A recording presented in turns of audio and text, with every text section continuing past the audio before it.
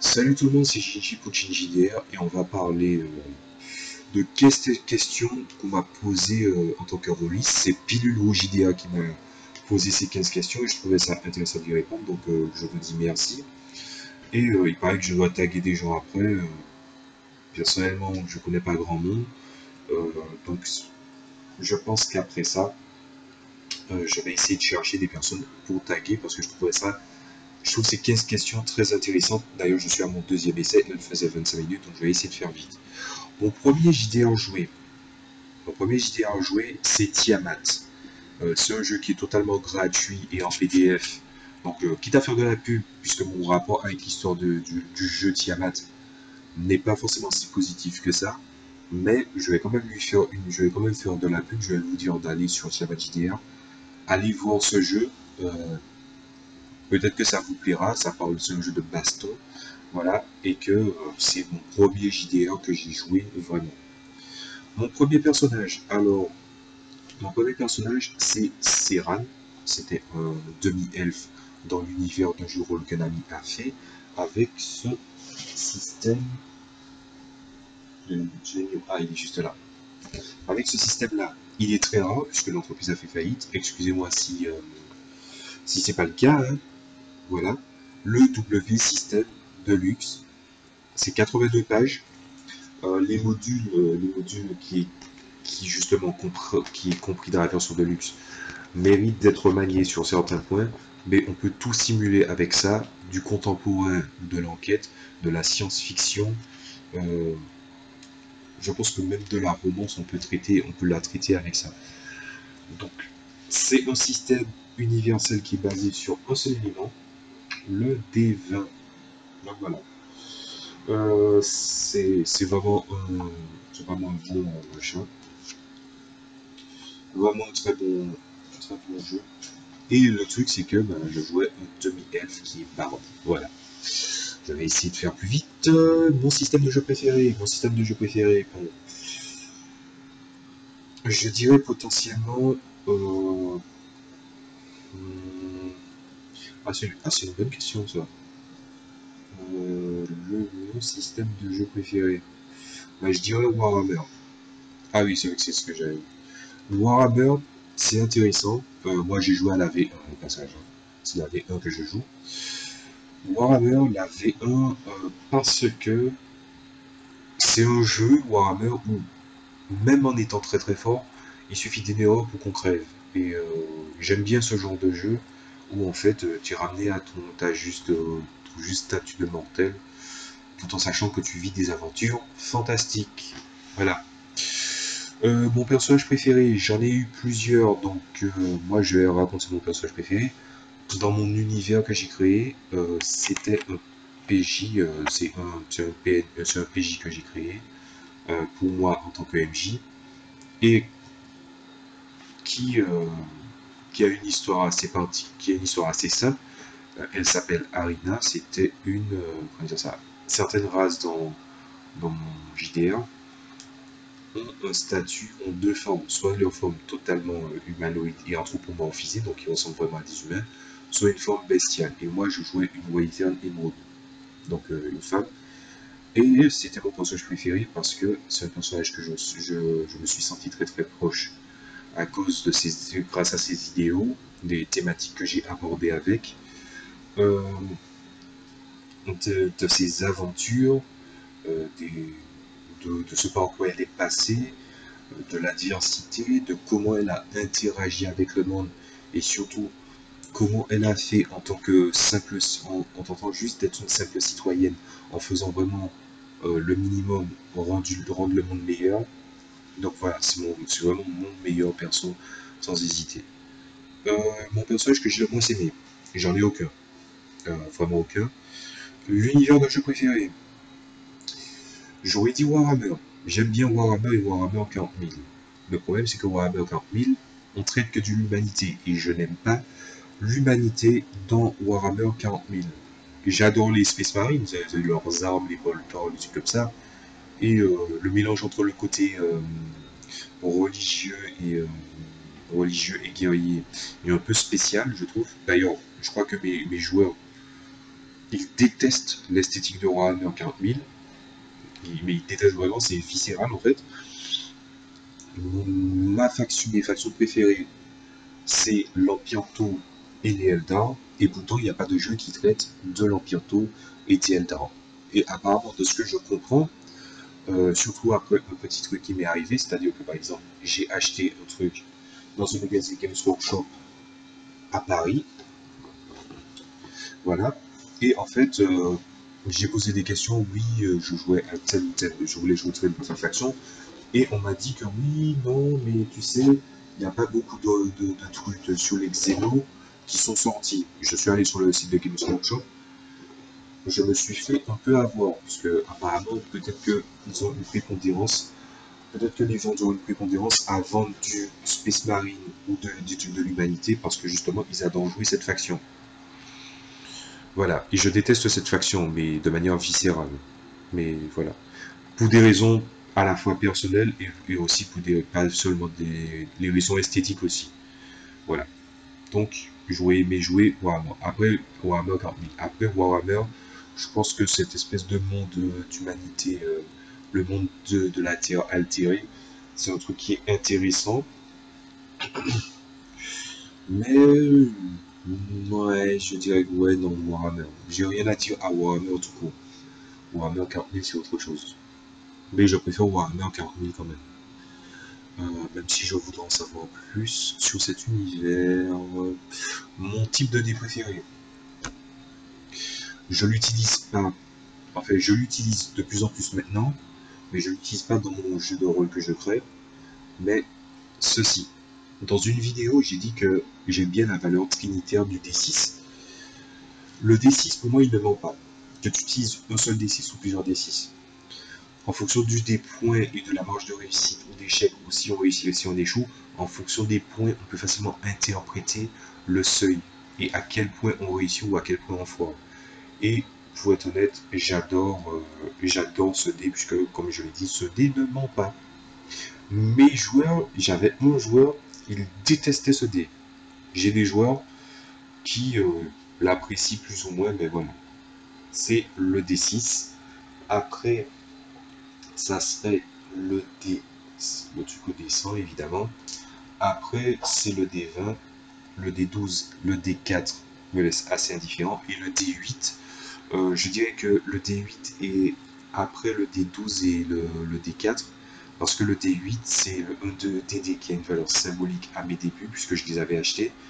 Et surtout, ils m'ont dépanné de bien des façons, parce que le D8 aussi a une espèce de au-delà de cette fameuse marge où il ne ment pas, il y a une capacité d'interprétation, surtout si on en a plusieurs, qui sont énormes.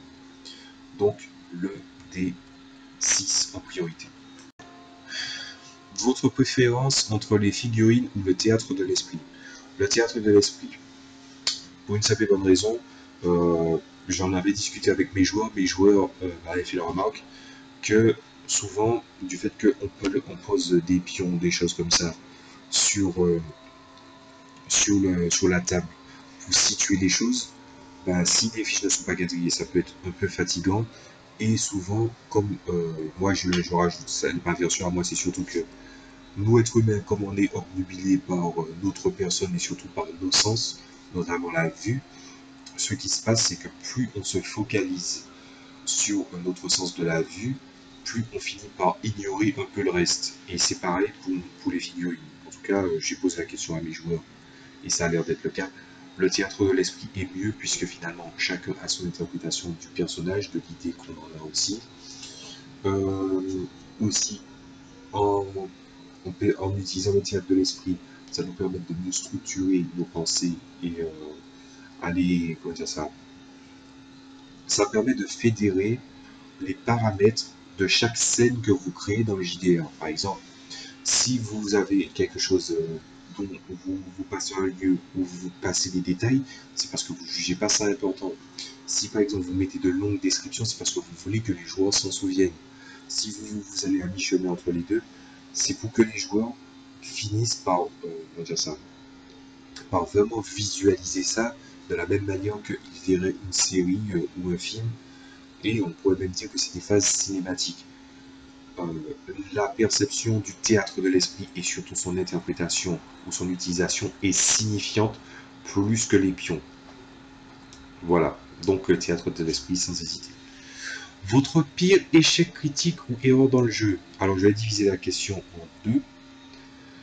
Une côté joueur et une côté MJ. Côté joueur, je n'ai pas vraiment de pire échec critique. Le pire échec critique, je dirais que c'est toujours la même catégorie. J'ai jamais eu d'échec critique.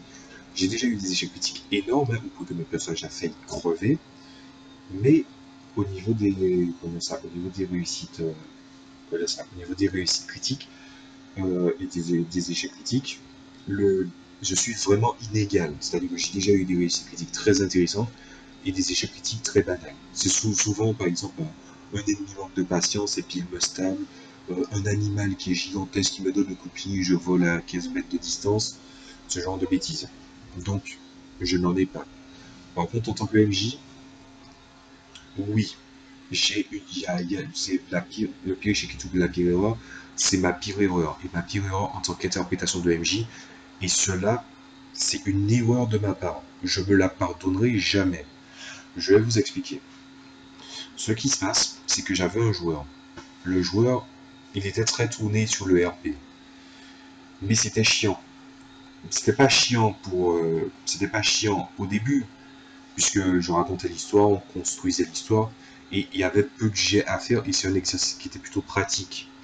Surtout pour moi qui m'était un peu détaché du jeu de rôle, des jeux de rôle par forum. Voilà. Mais d'ailleurs, j'ai commencé ça avant de faire le jeu de rôle sur table. Par contre, ce qui s'est passé, c'est qu'un jour, deux des personnages qui étaient ses alliés se sont mis ensemble et sont partis. Et du coup, oui, j'ai gâché le jeu, que oui, ils sont partis, elle comprend pas pourquoi, que c'est chiant, que finalement, elle ne compte plus jouer au JDR parce qu'elle a l'impression qu'elle a perdu son temps. Ça m'a fatigué. Mais ça m'a fatigué et j'ai corrigé l'erreur quand je suis remonté dans le temps. Mais maintenant que j'ai du recul, c'était une bêtise. Et je vais vous expliquer pourquoi. Et là, je pense que je vais m'adresser aux joueurs RP Forum, surtout qui sont tournés RP Forum.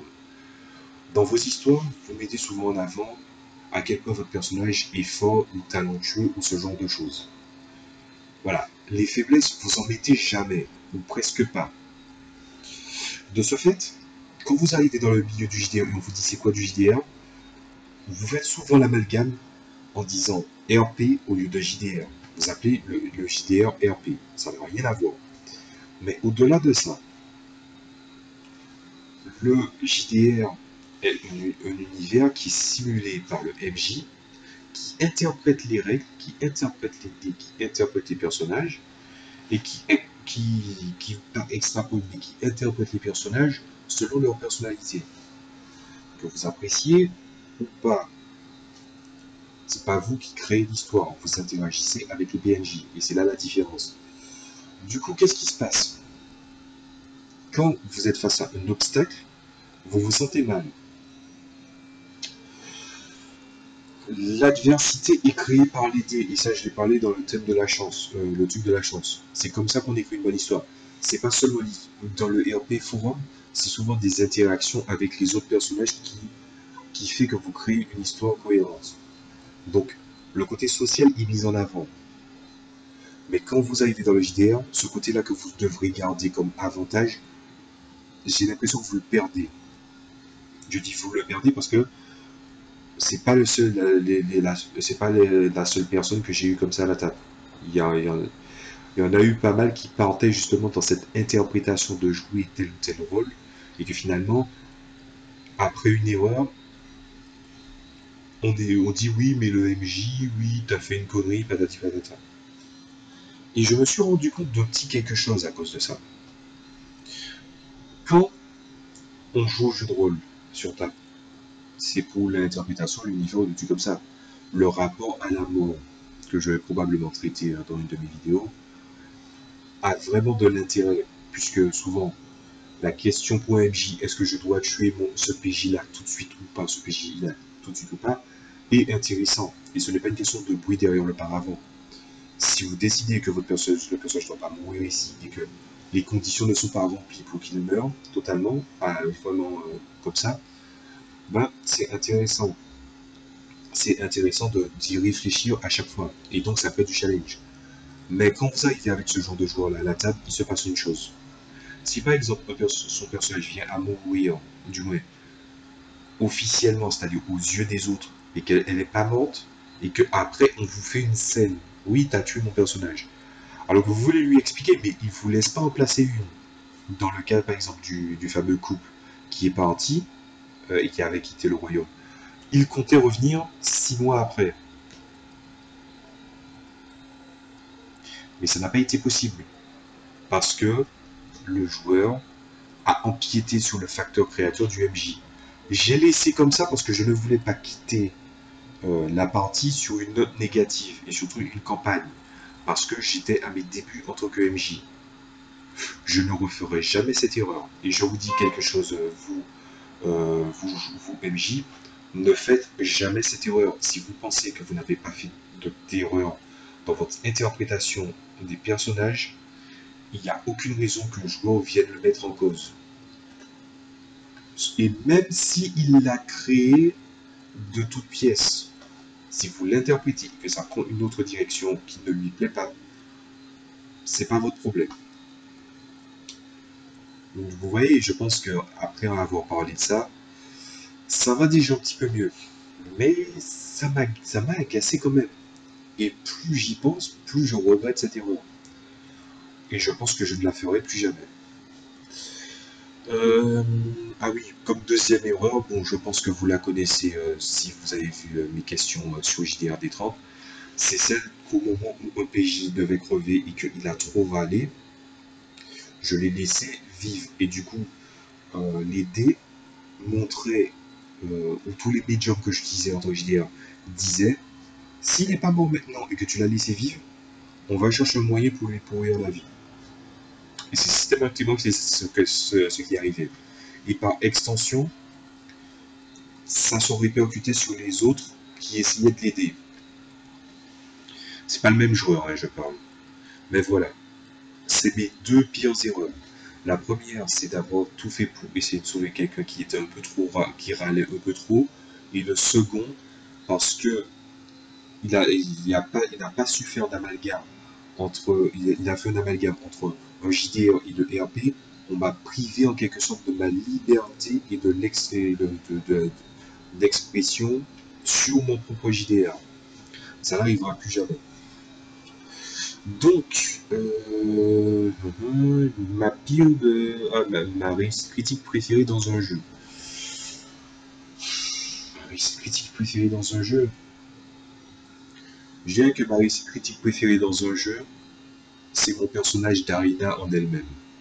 Tout simplement. La race que j'ai choisie demande un jet pour être joué. Avec un pourcentage faible. Je l'ai réussi. J'ai voulu montrer qu'un personnage qui était d'une race vraiment au-delà du stade de mortel pouvait vivre une vie de citoyenne sans être une espèce de gros bourrin d'aventurier qui va tout le temps dans les tavernes, ce genre de choses-là.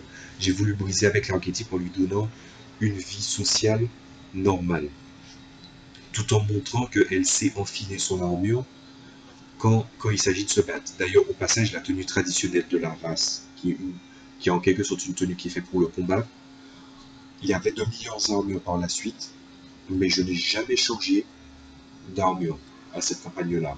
Jamais. Donc voilà. Pour moi, ma meilleure réussite critique, c'est mon personnage d'Arina. La classe que je préfère jouer, alors là, c'est simple, pour le type de personnage. Bon, niveau type de personnage, j'en ai plein. Par exemple, dans mon jeu de rôle, j'aime bien créer des PJ, parce que justement, ça me permet de voir plus ou moins certaines choses. Et des fois, ça me donne des idées pour d'autres PNJ. Donc, de toute façon, la moindre chose me fait travailler, me fait voir comment évoluer. Mais je dirais que c'est Bard. Bard sans hésiter.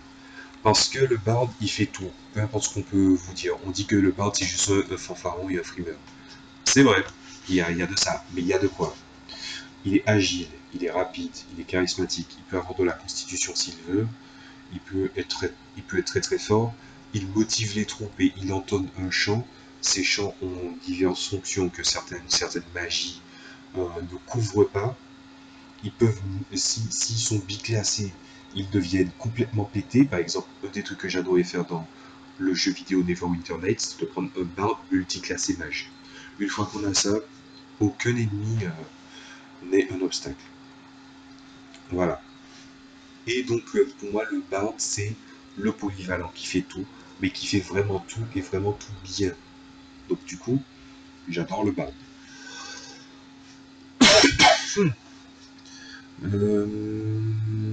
Le type de personnage de la classe que je déteste le moins jouer, pour moi, les deux font plus qu'un, c'est les nécromants. Les nécromants, je trouve ça naze.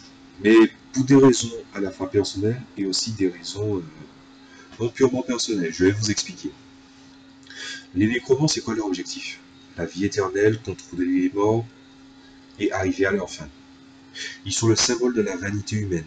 C'est un mage qui exacerbe la vanité humaine et qui préfère passer au-delà comment dire ça, qui préfère passer des pactes ou passer au-delà dans comment dire ça, au-delà de certains tabous, de certaines choses qui sont interdites, juste pour pouvoir se donner plus de puissance. J'utilise souvent ce terme-là pour les journalistes de presse traditionnelle. Je dis souvent, les journalistes préfèrent avoir des bâtons dans les joues plutôt que des bâtons dans les roues. Voilà, c'est ma petite mon petit javelot là, bien tranquille des familles, mais c'est ça. Les nécromants, c'est pareil. La vanité humaine de ne pas comprendre que c'est l'adversité, les désirs qui fait évoluer le monde et qu'il ne doit pas se servir de quelque chose qui est déjà mort ou tout simplement de quelque chose qui n'a pas de désir, ça ne sert à rien. Les désirs, c'est ce qui fait évoluer les gens. Et des désirs qui empiètent sur l'intégrité physique ou mentale de quelqu'un, bah, techniquement, tu ne peux pas dire, peu importe si même peu importe si tu es prêt à tout pour arrêter la douleur, soi-disant, la douleur que subissent les gens dans le monde, ce genre de choses. C'est un mensonge, c'est un prétexte pour soit se faire bien voir, ou soit ne pas admettre soit ne pas admettre que ce que vous êtes est voué à disparaître et peut-être apporter quelque chose de meilleur par la suite. C'est se fermer une porte. Bon, voilà. Donc, pour des raisons spirituelles, voilà, je l'ai dit, je déteste le nécromant. Et personnel, bien sûr. Le JDR auquel vous n'avez jamais joué que vous aimeriez essayer. Agon. Parce que Agon, c'est un jeu où ça mêle art et magie, et ça, je trouve que c'est très intéressant, surtout l'univers, du peu que j'en ai vu. Ensuite, Sans Exalogie, le jeu de Romaric Briand, celui qui tient le podcast de la cellule. C'est grâce à lui que j'ai pu comprendre l'intérêt de penser le JDR. D'ailleurs, c'est plus ou moins lui qui m'a convaincu que je devrais me mettre au JDR, pas directement, pas de vive voix, mais euh, de me montrer à quel point le JDR, on peut le penser euh, par une certaine réflexion à partir de tout ce que tout le monde sait. Oh putain, j'ai du mal avec cette phrase. Et par-delà de ça, de s'amuser en même temps. Et c'est intéressant pour un MJ ou pour un créateur. Et à l'inverse de ce que certaines personnes pensent, ce n'est pas faire de la branlette de réfléchir sur un médium ou sur un loisir. Au contraire, il y a une phrase que j'ai trouvée dans une série que j'adore qui est: c'est parce que pour toi c'est un jeu ou parce que pour toi c'est un loisir que justement tu dois le prendre au sérieux. Mais pas au sérieux dans le sens où tu dois être frustré à chacun de tes échecs ou ce genre de choses, mais plutôt que tu dois prendre le temps de comprendre pourquoi tu l'aimes et qu'est-ce que tu veux. Et surtout si tu es un créateur, c'est important. moi, toutes les théories que j'ai vues que j'ai entendues sur le podcast de la cellule, puisque c'est des trucs audio, ou que j'ai vus sur les sites, ou que j'ai entendu parler certaines personnes, et même en dehors du médium du jeu de rôle, c'est parce que j'ai entendu des tonnes de choses et que j'ai théorisé là-dessus, que j'ai pu créer un jeu de rôle qui tient la route, tout en étant vraisemblable. Normalement, je te raconte le truc, je dis ouais, ça n'a aucun sens. Techniquement, des elfes et des hobbits, ça n'a aucun sens. Mais c'est le côté vraisemblable que je devais mettre dans mon univers et de montrer qu'il y a une cohérence derrière. Et finalement, vu que mes joueurs, ils veulent, ils ont vraiment du mal à vouloir jouer autre chose et que j'ai pas assez de temps pour avoir une deuxième tablée, je vois que j'ai fait un excellent travail en travaillant sur ça. Oui, ah oui, quel est le rapport avec ça, sans sexalogie? Ben, ça parle de philo-fiction et il y a une autre question qui se pose, c'est est-ce que ça c'est une question qui m'intéresse beaucoup, c'est est-ce que quand un univers de jeu de rôle a un squelette, donc une fin qui on va dire ça, qui n'est pas si libre d'interprétation, alors que l'univers du jeu de rôle parle de philosophie et de façon de penser, ou même par extension, est-ce qu'un jeu de rôle avec un scénario qui a un squelette prédéfini auquel le MJ doit se fixer, est-ce que ça a de l'intérêt pour un joueur de parler de ses parties aux gens qui jouent à ce fameux même jeu, tout en sachant qu'ils ont vécu à peu près les mêmes choses, à part bien sûr le fait d'être fédéré par justement la même histoire. C'est une question que je me poserai, je me pose volontiers.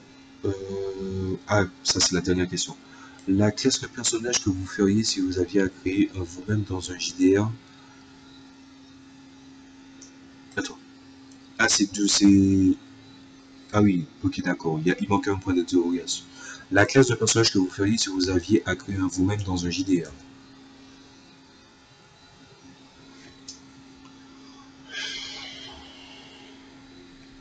Je suis quelqu'un qui a, même dans son tempérament, qui est tout et son exact inverse, hein.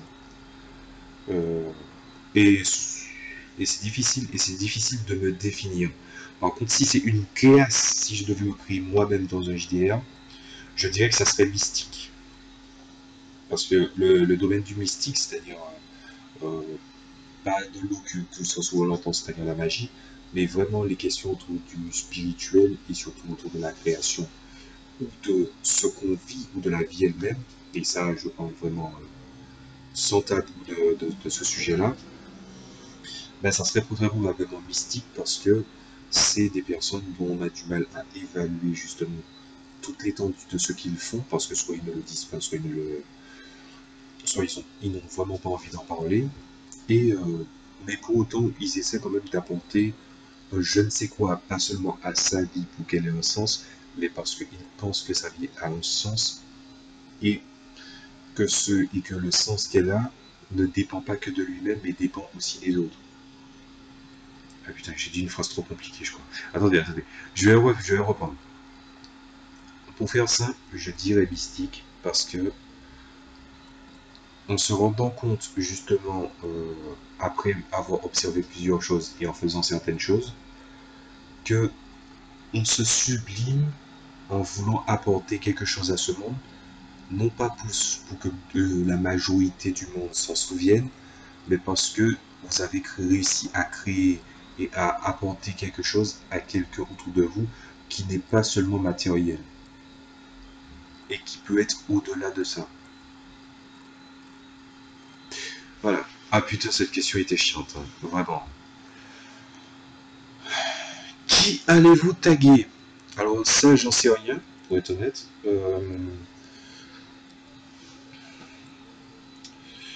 Moi, je jouais 10 JDR D30 et le deuxième, je vois pas. À moins qu'il faut juste une personne. Bon, ben, je vais taguer JDR D30. Et puis au pire, si quelqu'un l'a déjà tagué, je pense qu'il ne postera pas de vidéo. Ou s'il l'a déjà fait dans le passé, parce que j'ai pas vu toutes ces vidéos, je pense qu'il va se charger. Donc ouais, je vais taguer JDR D30 pour cette série de questions. Bon, ces 15 questions, voilà, quitte à faire un petit débriefing, puisque je suis déjà à 30 minutes, mais je vais le faire. Ces 15 questions, je les ai trouvées intéressantes, même si la certaine était un peu passoire, ou que je trouve qu'elle pouvait s'étendre sur des tonnes d'autres questions, donc j'ai fait au mieux. J'espère que ça vous a plu. J'ai essayé de répondre le plus personnellement possible, hein, puisque pour moi, c'est pas une image, hein, c'est-à-dire que j'essaie quand même d'avoir un rythme ou écrire quelque chose pour essayer de gagner du temps. Pour moi, c'est peine perdue, puisque là, je suis déjà dans 30 minutes.